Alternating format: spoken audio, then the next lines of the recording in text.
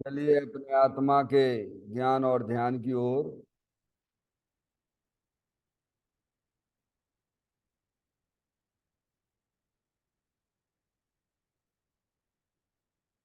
अपने चंचल मन को एवं चंचल उपयोग को स्थिर करने के लिए जिनवाणी माता के माध्यम से अपनी वर्तमान ज्ञान की पर्याय में सम्यक भी ज्ञान उत्पन्न करते हुए शरीर शरीर से संबंधित जितने भी चेतन अचेतन पदार्थ हैं उनका मुझ भगवान आत्मा के साथ में किसी भी प्रकार का कोई संबंध नहीं है।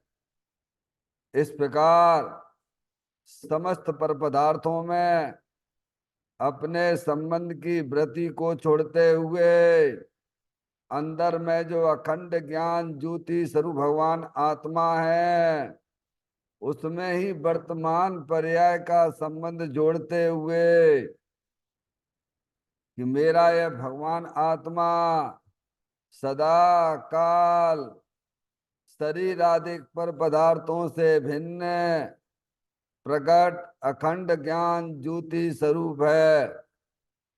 ऐसा अपने आप को जानो और ऐसा ही अनुभव करो कि वर्तमान में ही मेरा यह भगवान आत्मा शरीर आदि पर पदार्थों से भिन्न एकमात्र अखंड ज्ञान ज्योति स्वरूप ही है।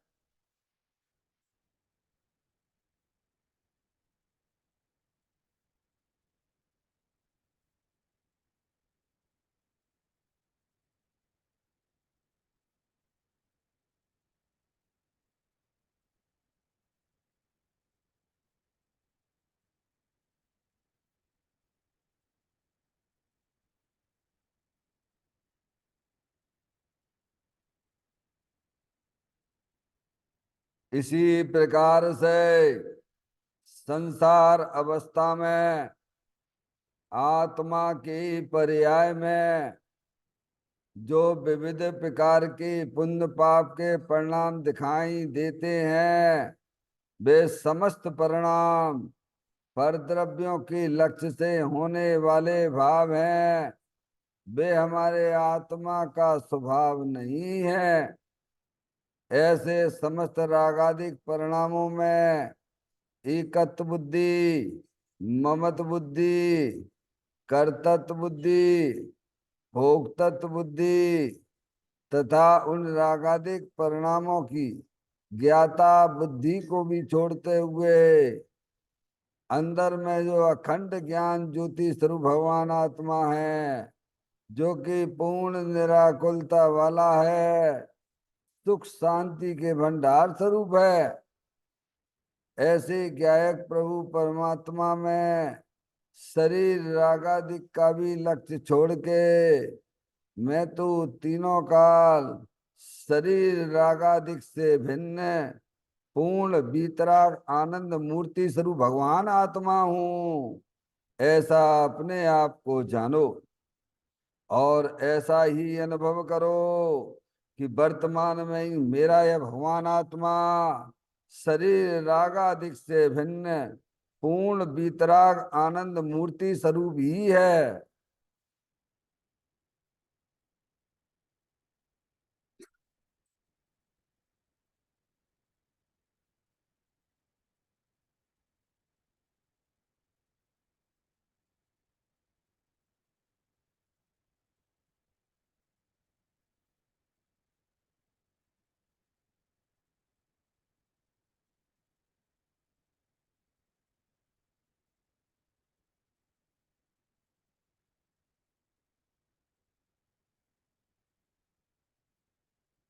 इसी प्रकार से संसार अवस्था में आत्मा की पर्याय में जो पर के लक्ष्य से होने वाला ज्ञान है वह परलक्षी ज्ञान भी हमारे आत्मा का स्वभाव नहीं है। वह तो इंद्रिय जनित ज्ञान है। इस प्रकार शरीर रागादिक और परलक्षी ज्ञान की पर्यायों से विभिन्न मैं तो एकमात्र खंड ज्ञान ज्योति स्वरूप भगवान आत्मा हूँ, ऐसा अपने आप को जानो और ऐसा ही अनुभव करो कि वर्तमान में ही मेरा यह भगवान आत्मा शरीर रागादिक और खंड खंड ज्ञान की पर्यायों से विभिन्न एकमात्र खंड ज्ञान ज्योति स्वरूप है।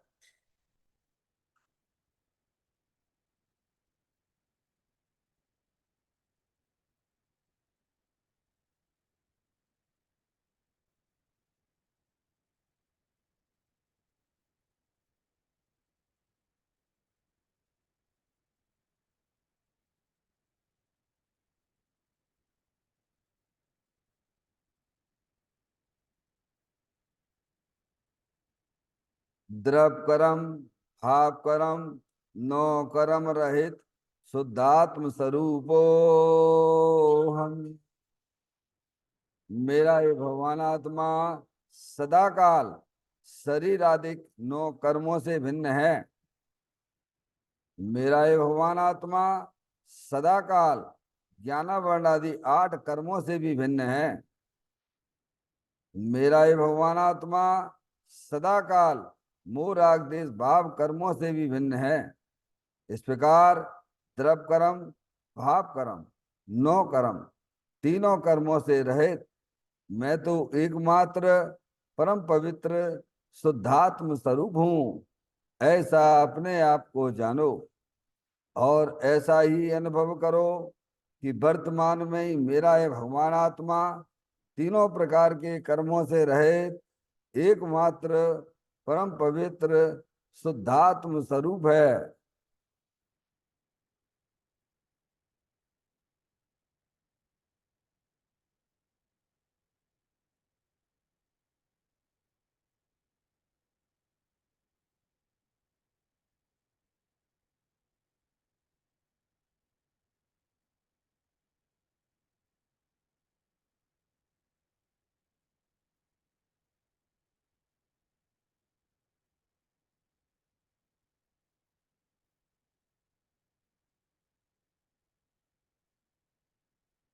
ओम नमः सिद्धेव्या। ओम नमः सिद्धेव्या। ओम नमः सिद्धेव्या। चिंतामणि सम स्वयं का चैतन्य तत्व महान है। निज का करूं मैं चिंतवन, निज का करूं श्रद्धान में। सोदा तुम्हारी देव है जो गुण अनंत निदान है। मैं स्वानुभव में देख लूं आत्मा स्वयं भगवान है। मैं स्वानुभव में देख लूं आत्मा स्वयं भगवान है। निम्मल जान परिठिया कम कलंक डैवी। अप्पा लद्दऊ जैन परू ते पर मपड़ बेबी। सब करम मल का नाश करो अरो प्राप्त कर निज आत्मा। जो ले न निर्मल ध्यान में नम कर निकल परमात्मा। सब नाश कर घन गाति अरवरे अंत पद को पालिया। कर नमन उन जिन देव को यह का विपथ अपना लिया।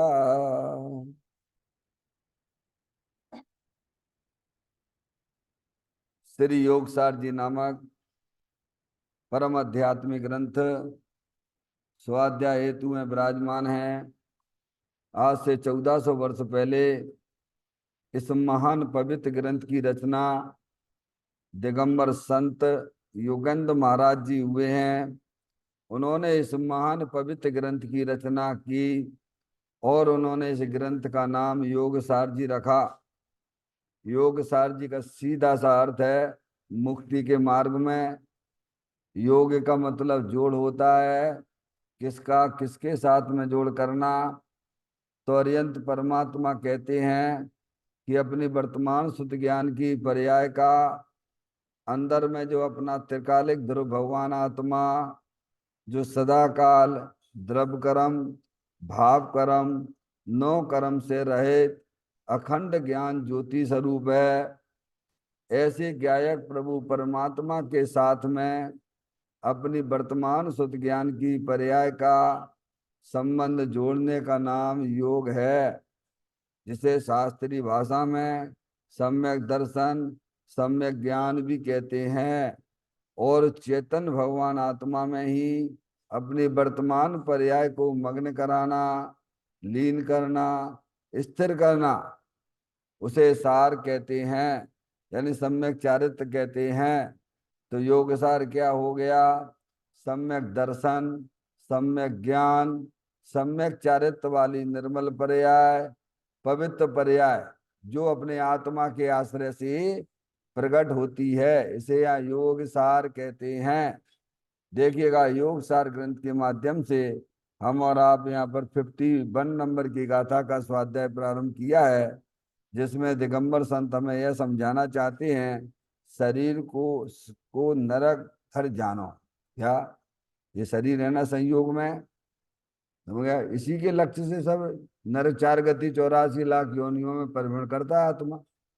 हो गया शरीर को अपना जानना मानना छोड़ दे, शरीर का लक्ष्य करना छोड़ दे, तो सिद्ध भगवान से बातें होती सीधी। या जितने भी संसार में संबंध है ये शरीर के ही कारण तो हैं। समझ में आया?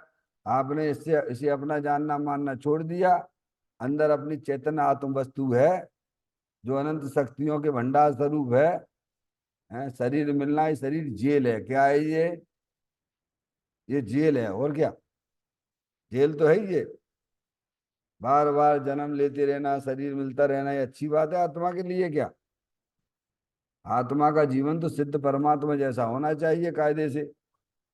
सिद्ध भगवान है, शरीर रहित हैं, 8 कर्म रहित हैं, मोह राग द्वेष के परिणाम से रहित हैं।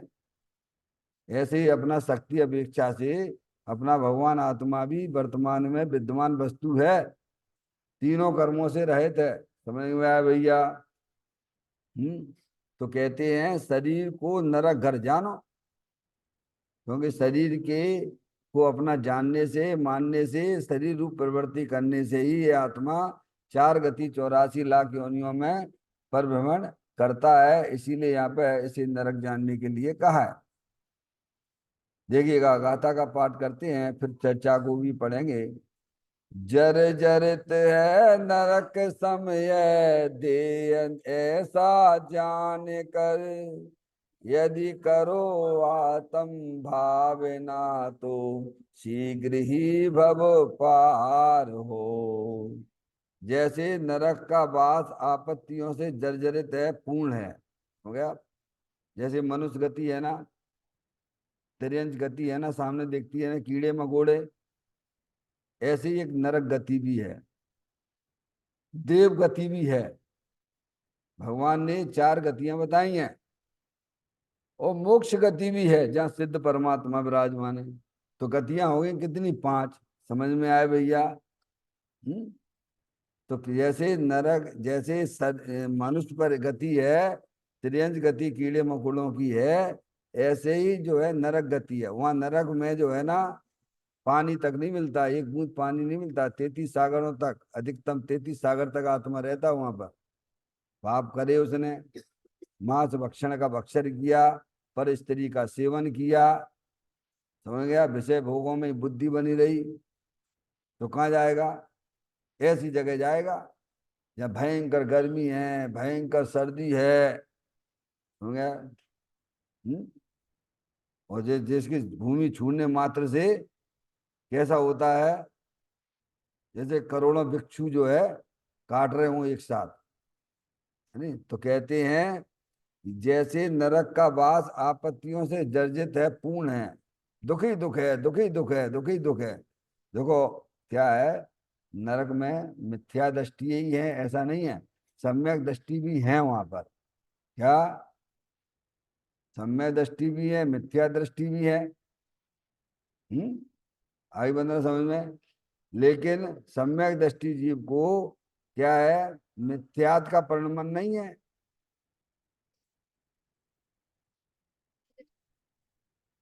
हाँ तो ठीक है ना, क्या दिक्कत है? बहुलता है तो उससे क्या दिक्कत है?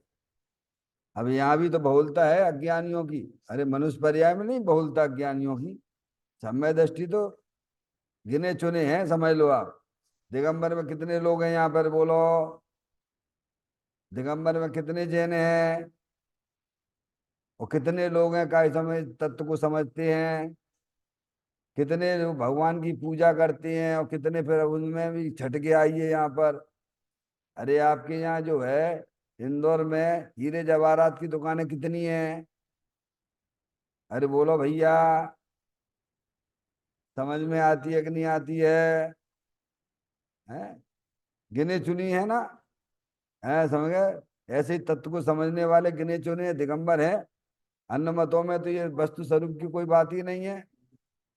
समझ में आए भैया? ये बात तो यहाँ पर वस्तु स्वरूप का ये सर्वज्ञ परमात्मा यहाँ पर है।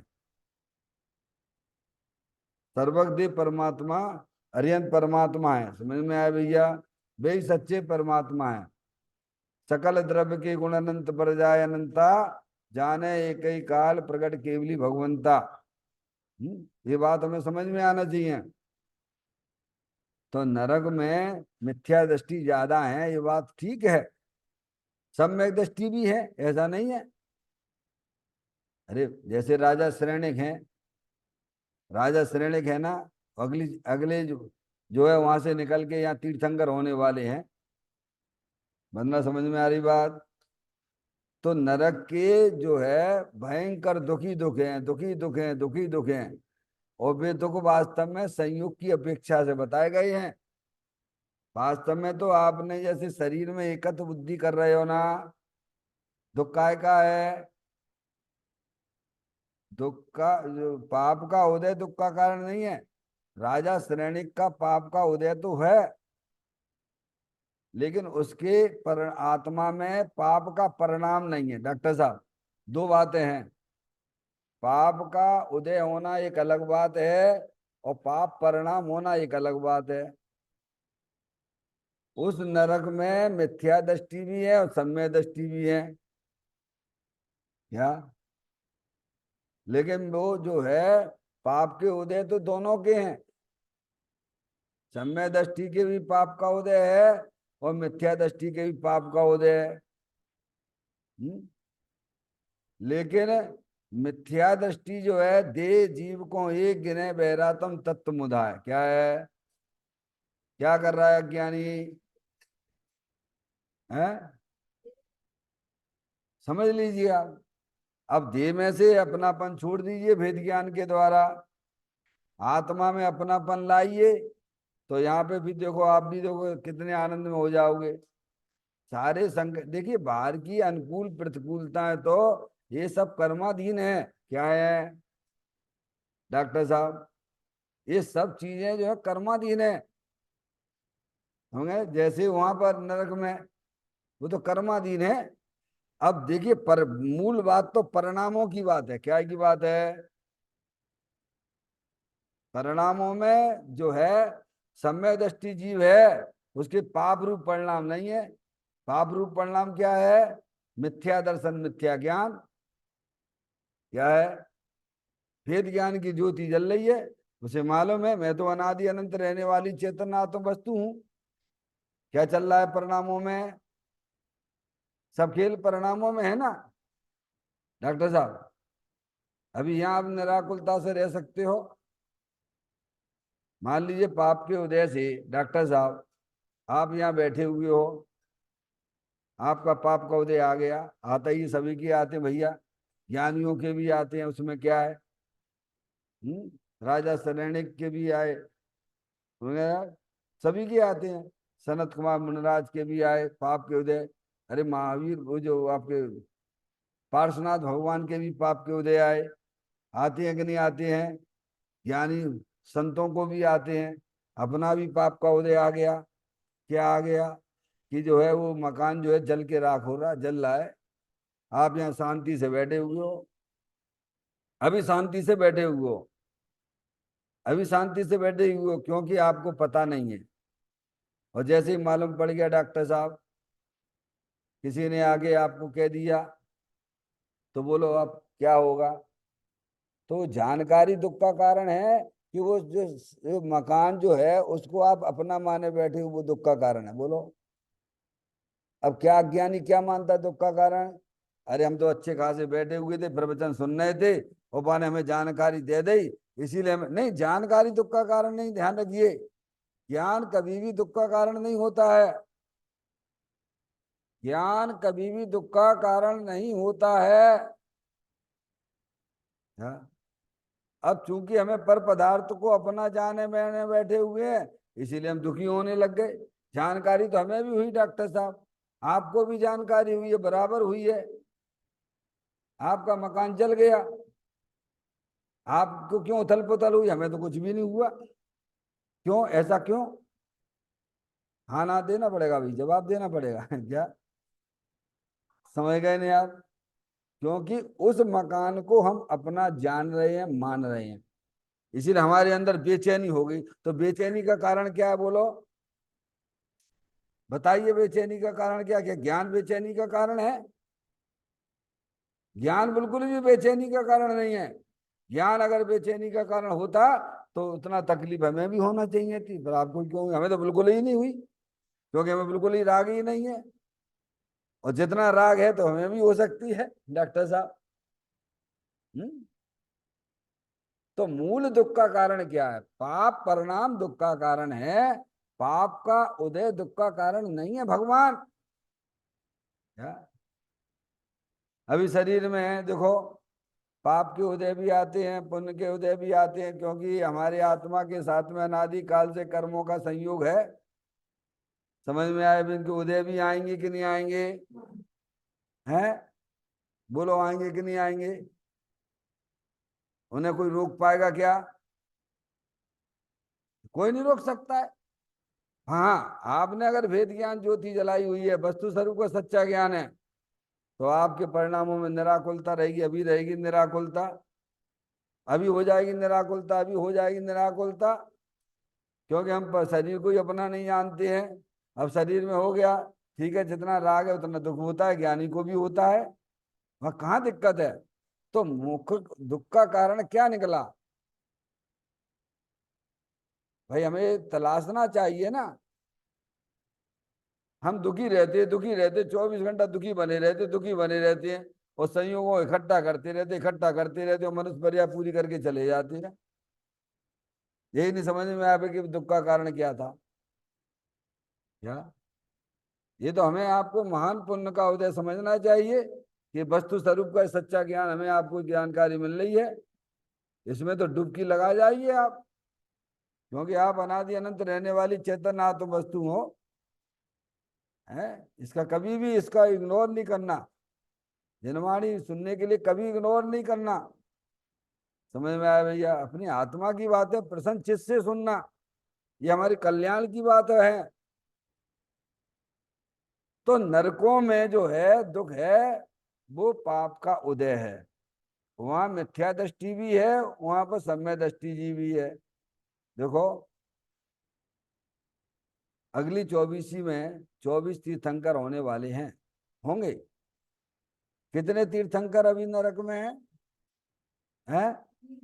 20 डॉक्टर साहब, अगली 24 के। हाँ, वहां है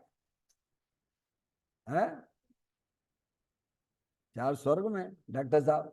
समझे? लेकिन अब पाप का उदय तो सबको एक जैसे, मिथ्या दृष्टि को सम्यक दृष्टि जी को भी है। लेकिन उन उदयों में अज्ञानी जीव को पता ही नहीं है। ना तो अज्ञानी जीव आत्मा को जानता, ना अज्ञानी जीव उनके कर्म को जानता, ना कर्म के उदयों को पहचानता। या तो वो तो उसको तो जो है दुखी होना पड़ेगा ना भगवान। ये अमूल्य चीज मिली है हमें, आपको इसकी कीमत करना चाहिए। है? समझ में आई डॉक्टर साहब? और अब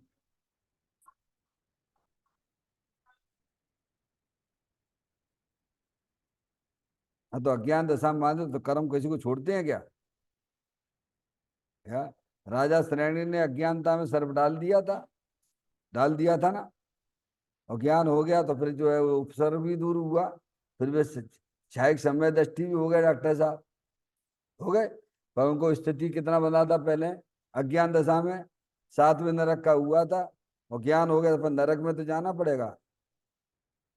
भले ही मिथ्यात्व में आपने जिस गति का बंद किया उस गति में तो जाना पड़ेगा। हाँ, उसकी स्थिति कम हो गई। क्या हो गई? कौन से में आ गए? पहले नरक में डॉक्टर साहब। इतनी स्थिति कम हो गई, समझ लो आप। देखिए आप, मतलब वस्तु स्वरूप के सच्चे ज्ञान होने पर कितनी स्थितियां बदल जाती हैं, बताइए आप। कितना संसार कम हो गया, बताइए आप। और नहीं तो अज्ञानता में तो ऐसे ही चले आ रहे, चले आ रहे, चले आ रहे, चले आ रहे। ये तो हमारा महान उपकार है ज्ञानियों का हमारे ऊपर, माँ जनवाणी माता का, संतों का। अरे हम तो अनादि अनंत रहने वाली चेतन आत्म वस्तु है ना। कोई लड़का लड़की है क्या? बात ये चल रही है कि पाप का उदय दुख का कारण नहीं, पाप परिणाम दुख का कारण है। हमने आपको 2-4 उदाहरण देके भी बताया। अगर आपके परिणामों में परद्रव्यों के प्रति अपनापन चल रहा है, चाहे शरीर हो और शरीर से संबंधित जितने भी चेतन अचेतन पदार्थ हैं, वे पर पदार्थ दुख का कारण नहीं। पर पदार्थों में जो हम राग कर रहे हैं, पर द्रव्य को हम जो अपना जान रहे हैं, मान रहे हैं, वही हमारे दुख का कारण है। हाँ, समझ में आई भैया? और यहाँ आके आप छोड़ सकते हो। अरे अमूर्ति भगवान आत्मा है कि नहीं है, बोलो। आत्म वस्तु है कि नहीं है? थोड़ा शांति से बैठना, शांति से बैठो, शांति से समझो। समझ गया? जे नहीं है भाई, भगवान की पूजा कर ली, भक्ति कर ली, माला जप ले, जा सका हो जाए तुम्हारा? क्या हो जाएगा इससे तुम्हारा? अज्ञानता तो पूरी की पूरी लेके बैठी हो। तुम पूजा कर नहीं सकते हो, तुम माला जप नहीं सकते हो, क्योंकि तुम तो चेतन आत्म वस्तु हो डॉक्टर साहब। पहले सबसे पहले अज्ञानता दूर करो। फिर ज्ञानी के जीवन में भी अशुभ भाव से बचने के लिए शुभ भाव होते हैं, होते हैं, होते हैं। उन्हें जानता है क्या करता है। आत्मा ज्ञानम स्वयं ज्ञानम ज्ञाना दंत करोति किम, पर भाव से कर्तात्मा मोहयम विवारणम। तो यहाँ कहते हैं कि ये जो है नरक में इतने दुख हैं कि उन्हें का ऐसा में जिभ्या के द्वारा भी नहीं कह सकते, करोड़ों जिभ्याओं से भी नहीं कह सकते, ऐसे दुख पड़े हुए हैं। और ऐसे दुख हमने आपने अनंत बार भोगे हैं, एक बार नहीं डॉक्टर साहब। जैसे आप यहाँ बैठे हो ना, ऐसे अनंत बार ऐसे ही बैठे हो। मैं यहाँ बैठा हूं ना, एक बार नहीं अनंत बार ऐसे, सब ऐसी की ऐसी स्थिति है, बिल्कुल ऐसी की ऐसी डॉक्टर साहब है। बिल्कुल ऐसे की ऐसे, ऐसे की ऐसे, ऐसे की ऐसे, ऐसे की ऐसे, ऐसे की ऐसे। एक बार नहीं अनंत बार मनुष्य पर्याय में भी, और ऐसे शरीर में, और ऐसे नरकों में। जब पंच परावर्तन का स्वरूप तो भैया पढ़ो। मनुष्य पर्याय तो जा रही है, जा ही रही है भाई, कौन बैठ सकता है? आप सम्यक ज्ञान कर लोगे तो बहुत बढ़िया काम हो जाएगा। यहाँ यहाँ भी बल्ले बल्ले है, और जहां भी रहोगे वहां आनंद ही आनंद में रहोगे। कितना जरूरी है हमें शास्त्र का ज्ञान, आप समझिए आप। इसकी कीमत करना चाहिए हमको। अनंत बार हमारा आत्मा नरक में रहा है। आज तो हमें ये सत्य वस्तु स्वरूप का ज्ञान हुआ है इस बात का। ओ, मुझे तो इन बातों की खबर ही नहीं थी। मैं तो प्राप्त पर्याय में तन में है। देखिए आप कहीं भी चले आइए आप, दिगंबरों की तो क्या बात, अजैनों में तो एक तरफा चल ही रहा है। हो, बस भगे जा रहे, भगे जा रहे, भगे जा रहे, भगवान भगवान भगवान भगवान। जानते नहीं भगवान भगवान क्या है। सब कल्पनाओं में डुबकी लगा रहे हैं। समझ में आया भैया? हम्म। अब आपने इतने दिनों यहाँ टाइम दिया है, जनवाणी सुनी है, तो अपन को समझ में आएगी कि नहीं आएगी भैया, भगवान का क्या स्वरूप होता है। तो उतना टाइम देना पड़े ना भैया। हम्म। तो मूल जो बात है कि नरकों में जो दुख है, उसे वास्तव में हमारे आत्मा ने एक बार नहीं अनंत बार उन दुखों को उठाया है। और अभी भी हम पर्याय में अगर अज्ञानता रखेंगे, वस्तु स्वरूप का ज्ञान श्रद्धा नहीं करेंगे, तो बेभव फिर आने वाले हैं। ध्यान रखिए आप। क्योंकि यहाँ एक तरफ दूसरी तरफ का करता ही नहीं है। अरिहंत परमात्मा तुझे कहते हैं, उनकी दिव्य ध्वनि में तो ये आया है। क्या आया है? बोलो क्या आया भगवान की वाणी में? एक तरफ दूसरे तरफ का कोई करता धरता नहीं है। स्वयं परिणामों का कर्ता तुम स्वयं हो, और स्वयं ही तुम्हें भोगना पड़ेंगे। क्या है? तो बोलो अब सावधान होने के नहीं होने, बोलो डॉक्टर साहब। अब हमें सावधान होने के नहीं होने इस बात सुन के। जब हमें ही सब काम करने हैं, अकेले ही करने हैं, तो कितनी जागृति चाहिए बोलो पर्याय में। पर हम ये जिम्मेदारी लेते कहाँ हैं? हम तो करता धरता बने बैठे हुए हैं ना। निर्णय नहीं है ना वस्तु स्वरूप का। तो कहते हैं जैसे नरक का वास आपत्तियों से जर्जित है, पूर्ण है, तैसे ही शरीर के वास को समझ। क्या अब देखो कितने हैं डॉक्टर साहब, कितनी तकलीफ, कितने उदय हाथ देखो, आपके भी आ रहे, हमारे भी आ रहे हैं। अभी अपन पता ही नहीं हम कौन सा और उदय आने वाला हो, तो किसी को पता है क्या? बोलो पता है क्या? अभी जाओ, हैं, कोई आओ, वो गोली कहीं और चला रहा हो, चल गई अपने ऊपर ही। अरे क्या हो गया भगवान? आप खड़े हो वहां पे, चौराहे पे खड़े हुए, बड़े आराम से शांति से खड़े हुए हो, और पीछे से फोर व्हीलर आया, चढ़ा दिया आपके ऊपर। बोलो भैया, डॉक्टर साहब ऐसी घटनाएं होती है कि नहीं होती हैं? ये अपन रोज ना पेपर में पढ़ते हैं कि नहीं पढ़ते हैं? कोई गारंटी है क्या हमारी तुम्हारी? बोलो भैया। तो कर्म है ना, कर्म की सत्ता है, उनके उदय भी है। हम्म? अरे जैसा होना पता, अब तुम जागृति लाओ। क्या? धर्म पुरुषार्थ प्रधान है। तुम क्या कह रहे हैं? हम अपनी बता दें डॉक्टर साहब? अरे आपकी क्या कह, मैं तो अपनी बता देता हूँ आपको। है, मैं वहां जा लिया कल स्वाध्याय में, हालांकि मुझे तो बाहर जाना था, इसीलिए एब्सेंट किया था। कल का 2 दिन का ही किया था हमने, कल और आज का, कल का। लेकिन नहीं जाना बन पाया। नहीं बन पाया तो नहीं बन पाया। अब चूंकि संडे था, तो हमें मालूम डॉक्टर साहब संडे को आते नहीं है, तो हम भी थोड़ा पुरुषार्थ बढ़ा लेते। हमें मालूम आप दोनों आएंगे, नहीं तो हमने छोड़ो आज एब्सेंट ही कर देते हैं। हमें था, तो हमने क्या, अपना 2 काम है वो कर लेते हैं डॉक्टर साहब। तो वो जो है यहाँ पीछे मेन रोड पर, वो जाली वाले के यहाँ गया, गुरु कृपा करके है ना, लोहे की जाली वाले यहाँ गया। देखते देखते का ऐसा हम पैर ऐसे रख रहा था, से बनवाई थी, और जो है पैर उसमें फंस गया।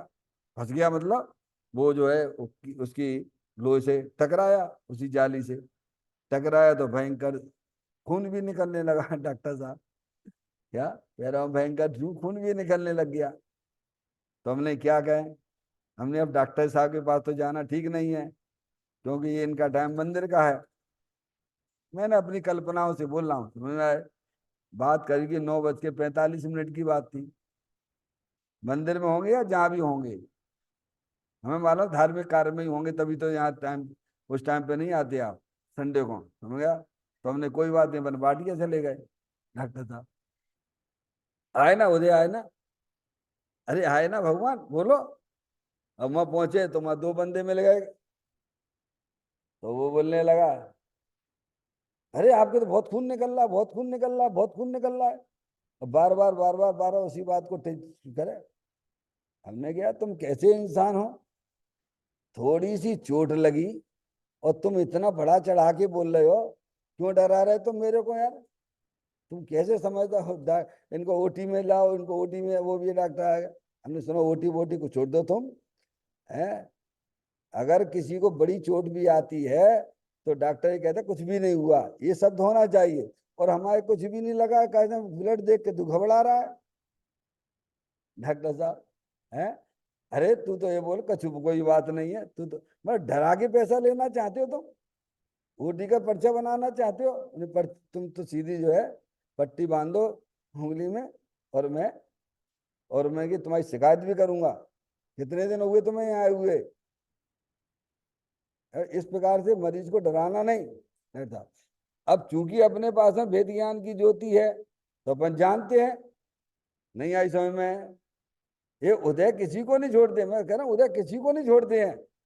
अभी बहुत सारे निमित्त निमित्तिक संबंध बनेंगे, आपके बनते ही हैं। लेकिन आपके पास में अगर जागृति है तो आप बड़ी निराकुलता से रहेंगे। हाँ, जितना राग है उतना दुख भी होगा, ज्ञानियों को भी होता है, उसमें कहा। तो दुख का कारण क्या है? अज्ञानता। दुख का कारण क्या? राग। ज्ञानी ने अज्ञानता और राग पे विजय प्राप्त कर ली है, वो तो निराकुलता में रहता है। जितना राग है उतना दुख भी है उसकी पर्याय में। ऐसा नहीं है कि नहीं, बिल्कुल सिद्ध भगवान जैसा है गया। क्या कहा भगवान डॉक्टर साहब? तो मैंने उससे कहा देखो, मैंने अपने ठेकेदार से कहा देख, 9:30 बजे से 10:30 बजे तक मुझे मंदिर में होना चाहिए था। क्या समझ में आए? और मैं मंदिर में ना होकर 9:45 पर यहाँ पे हूँ। अच्छा काम छोड़ के हम इधर आए, देखो पाप के उदय आए। समझ में आए भैया?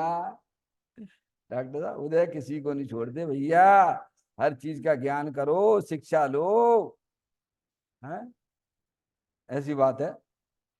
क्या कहते हैं? तैसे ही शरीर के वास को समझ, निर्मल आत्मा की बात। तैसे ही शरीर के वास को समझ। ये जेल है, क्या है ये?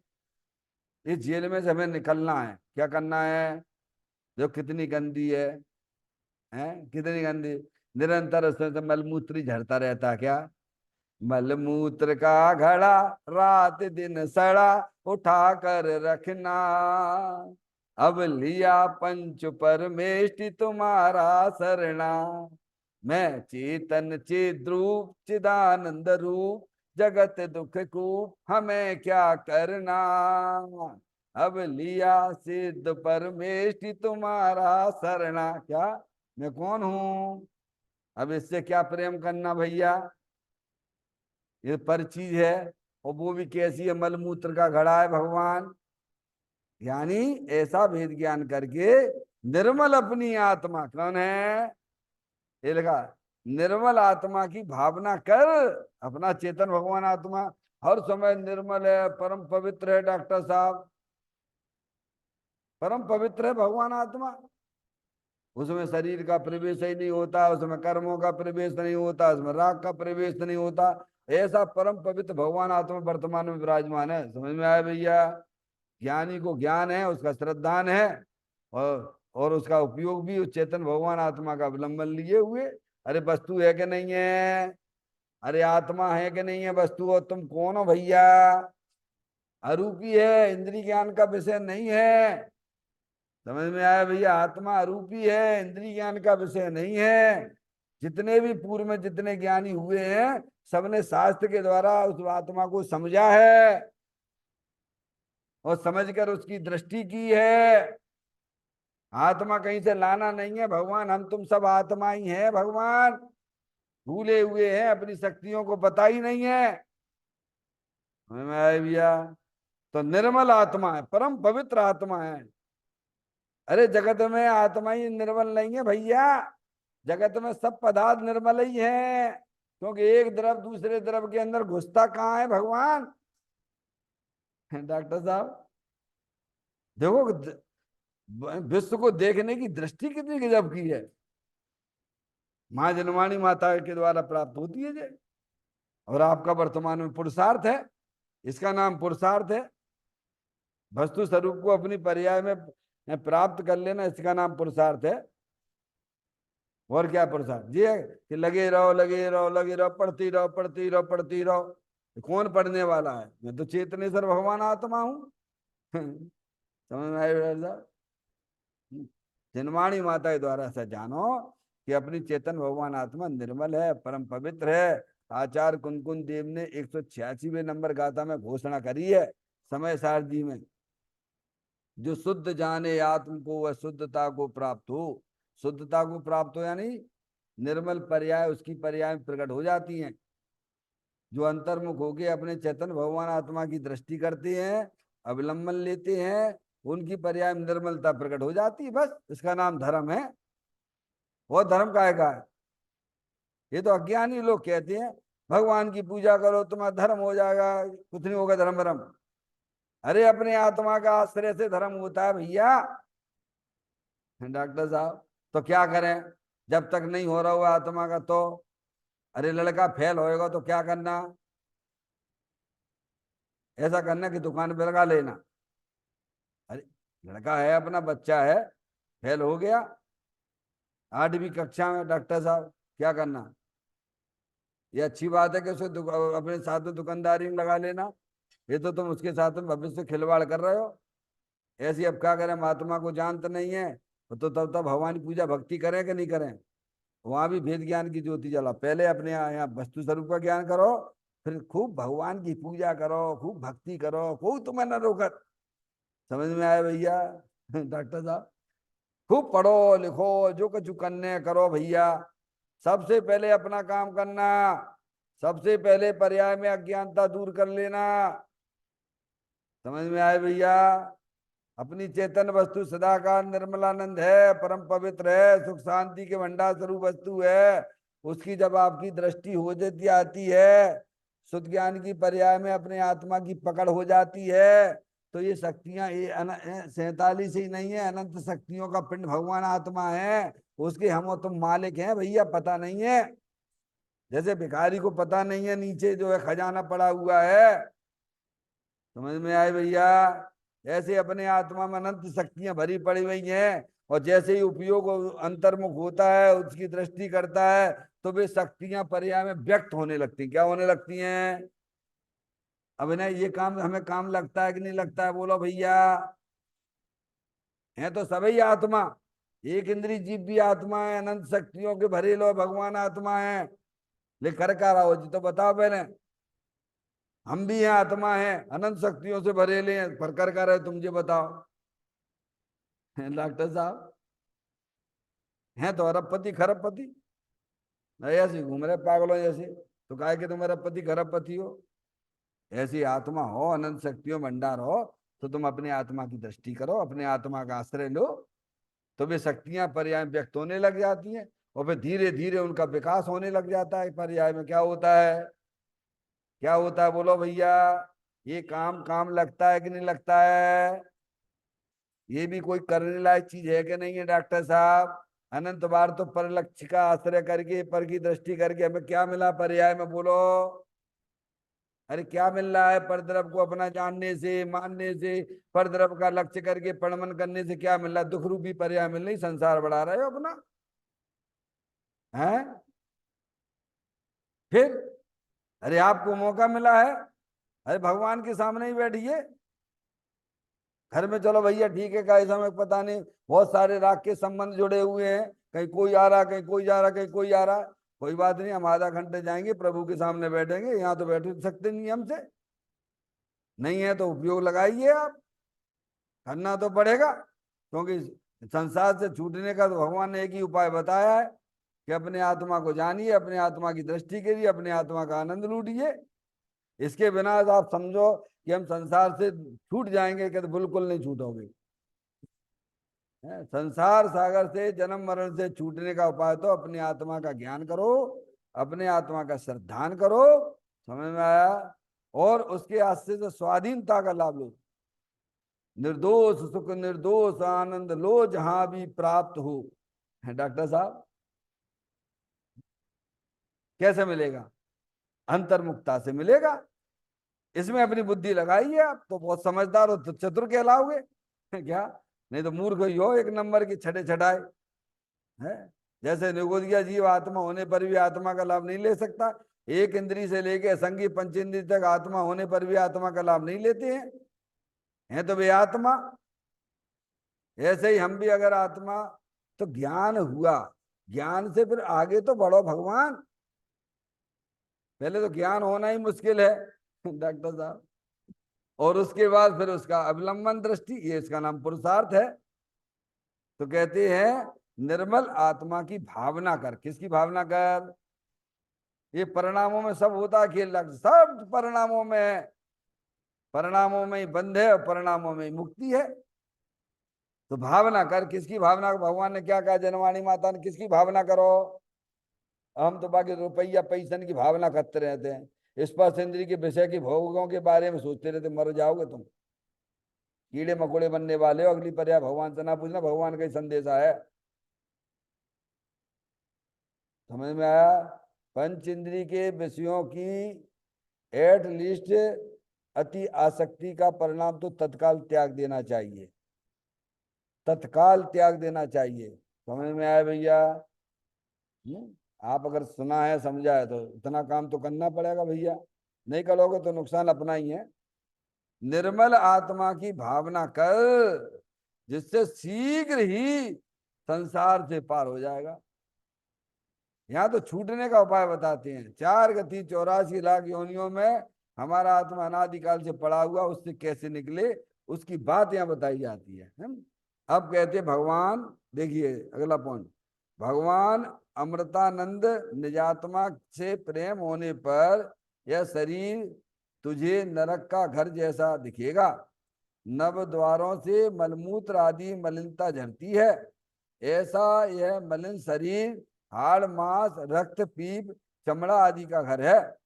शरीर के ऊपर से जरा सी चमड़ी हटाकर देखें तो उसे खबर पड़ जाए, उसे जरा भी देखने की इच्छा नहीं रहेगी। क्या कैसे लोग मोहित हो जाते हैं, क्रीम पाउडर लगा लो लड़का लड़कियों ने, हैं रह के देख लो उनके संग तो मालूम पड़ जाएगी, 4 दिन भी रहना मुश्किल पड़ जाएगा डॉक्टर साहब। सही बात है, ऐसा ही है। समझ में आया भैया? भगवान अमृतानंद निजात्मा से प्रेम होने पर, कब प्रेम होने पर, ओह प्रभु आपने क्या बढ़िया चीज बता दी है। ध्यानियों का अपने आत्मा से प्रेम है तो परद्रव्यों का प्रेम उड़ गया। क्या उड़ गया? एक म्यान में 2 तलवारें नहीं रहती। तुमको परिणामों में हम जो पंचेंद्रिय के विषय भोगों से भी प्रेम करते रहे और अपनी आत्मा से भी प्रेम बना ना, ना ना, ऐसा ना होता डॉक्टर साहब।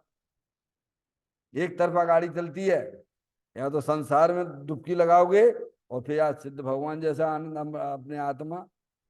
कहते भगवान अमृतानंद, अमृतानंद अमृत का कुंड है भगवान आत्मा। शरीर के अंदर द्रव कर्म भाव कर्म 9 कर्म के पीछे देखिए अमूर्ति भगवान आत्मा जलल ज्ञान ज्योति स्वरूप है। अमृतानंद निजात्मा से प्रेम होने पर, क्यों भैया अविनाशी वस्तु से प्रेम करना कि नहीं करना? हर समय तुम्हें आनंद ही आनंद देता रहे, उससे प्रेम करना कि क्षण क्षण में तुम्हें जो है स्पर्श इंद्रिय के विषयों में कितना दिमाग लगाना पड़ता है, बोलो भैया डॉक्टर साहब। रसना इंद्रिय के संबंध कितना दिमाग लगाना पड़ता है, और वो भी तुम भोग पाओ या नहीं भोग पाओ। समझ में आई क्या? कितने उसमें कितनी कसाएं छुपी हुई हैं, बोलो भैया। कोई देख ना ले हैं, और कोई खाना भी खा रहे हो तो कोई कितने कितने हैं। अभी प्रवचन सारे पढ़ के देखिए आप। इंद्रिय जनित जो अज्ञानी सुख कहते हैं, वे तो दुखों के घर हैं बे। तो यहाँ कहते हैं कि भगवान अमृतानंद निजात्मा से प्रेम होने पर, अरे कौन ऐसा मूर्ख होगा जिसे मालूम पड़ गया अंदर अविनाशी वस्तु है, हमेशा आपको आनंद ही आनंद देती रहे, आनंद ही आनंद देती रहे, आनंद ही आनंद देती जाए। अरे इससे प्रेम कर लो भैया, एक दफे उसका ज्ञान कर लो, उससे प्रेम कर लो। ये इससे प्रेम करने से क्या हो जाएगा? संसार में रखड़ पट्टी करना पड़ेगी और फिर पाप का उदय आएगा डॉक्टर साहब। अब तो उदय आएगा। अभी शरीर आपका स्वस्थ है और फिर रोग रोग वाला भी है। वैसे तो भगवान कहते हैं कि शरीर में कितने रोग हैं? कितने? 5,68,99,584 रोग हैं। ये रोगों का घर है भगवान। नियम सारजी में भी लिखा है, शरीर व्याधि मंदिरम, आनंद मंदिर आत्मा। क्या भैया, कितनी बड़ी मुसीबत से बची आओगे बोलो। वेद ज्ञान कर लिया आपने, अंदर अविनाशी वस्तु से प्रेम कर लो भैया। हर समय जहां रहोगे आपको आनंद ही आनंद मिलेगा, आनंद ही आनंद, जहां रहोगे तहां। अरे भैया, आप मिश्री खाओगे तो मीठा मुंह होएगो कि नहीं होएगो? है ये नहीं कि ये घर पे खाओ तो मीठा मुंह, और जाके वहां खाओ तो जहां भी रहोगे, जहां रहोगे, जिस क्षेत्र पे भी रहोगे, आप मिश्री खाओगे तो मीठा मुंह होगा। ऐसे ही तुम्हें आनंद में पर्याय रहेगी कब? क्योंकि हमारा तो कभी अभाव ही नहीं होता है। मैं तो अविनाशी ना चेतन आत्म वस्तु हूं। बोलो, शुद्ध ज्ञान की पर्याय ने किसको पकड़ा है? अज्ञानी की पर्याय किसको पकड़े बैठी है? हैं? तो जा में तो सब कछु होने शरीर में तो हो होता ही है ना। है? तो कहते हैं भगवान अमृतानंद निजात्मा से प्रेम होने पर शरीर तुझे नरक का घर जैसा लगे। कैसा लगेगा? है? सम्य दृष्टि का नहीं आता, नहीं रहेगा कांच के मंदिर में। चक्रवर्ती की संपदा, इंद्र सरी के भोग, काक बीट सम गिनत हैं सम्यक दृष्टि लोग।